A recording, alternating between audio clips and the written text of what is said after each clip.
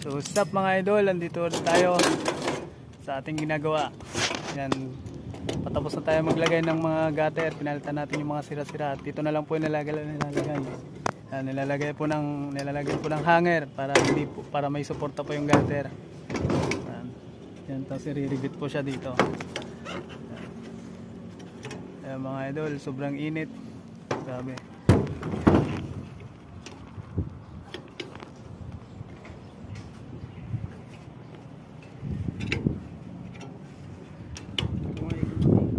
Oh. Okay, try mo na yan.